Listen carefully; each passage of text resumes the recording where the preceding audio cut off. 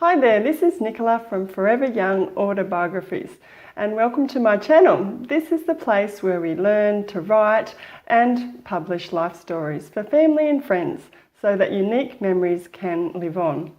So welcome. I'd love to have you subscribe if you're new to this channel and hopefully like this video.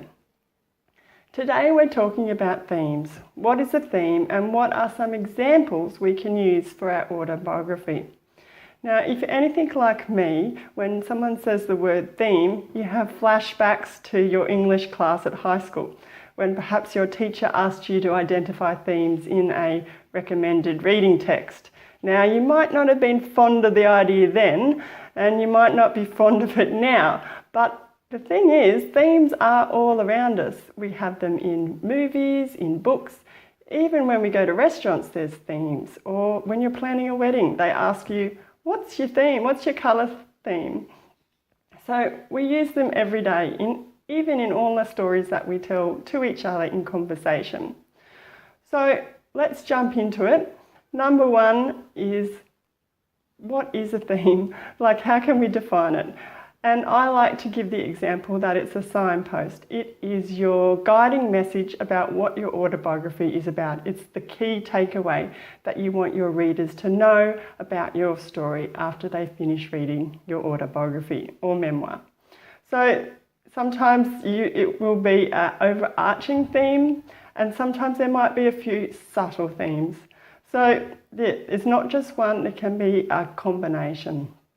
But to help you out there, I'll give you some examples. Now, you've probably seen these in books and movies, etc. But the main one would be love is the most common. Without a doubt, love is the most common. So think of your Romeo and Juliets, all those kind of rom-com movies. Love in all the different forms would be number one. Another one is resurrection. A third one could be transformation. So your life is transformed by a number of different things. It could be, like a main one could be a cultural change, it could be a financial change, it could be a health change, or even like the weather, where you live, the climate, something extreme or transformative.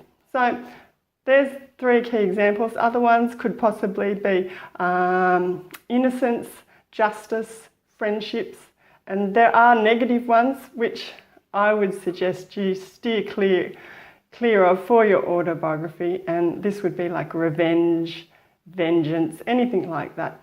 It's usually not the best place to put those in as an autobiography. So there's some examples for you, but how do you choose? Like, okay, what am I going to pick for my autobiography or memoir?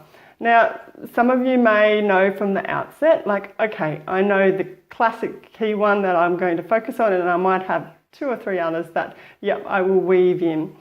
But sometimes it's only when you begin the writing process that you discover, or you connect the dots and you can see the themes. So that's perfectly fine. Another way to identify is to ask someone else. Ask your partner, ask your loved ones or friends. They can possibly look at you and your life and see a theme that runs through there more clearly than what you can. So ask around and look outside yourself too, like to books, movies, even to fairy tales and to mythology. That can help you identify themes that run through your life. A fourth way that you can identify a theme is, it sounds a bit silly, but is to look at your dreams. Your subconscious is working away while you're sleeping and things rise to the surface there. And it might be a bit abstract, but you know, themes will come through your dreams. So keep a notebook handy next to the bed. So just to recap there, we've talked about what is a theme, why you need one, and different examples and ways that you can identify what themes to use.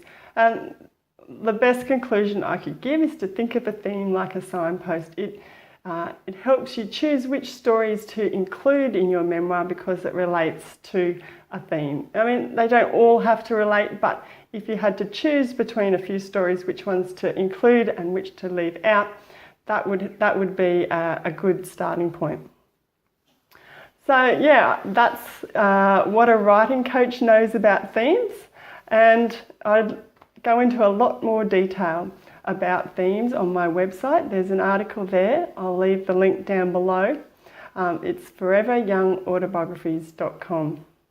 Now, for listeners or viewers, there is a free training that can help you identify themes, where I nut out your chapter structure with you.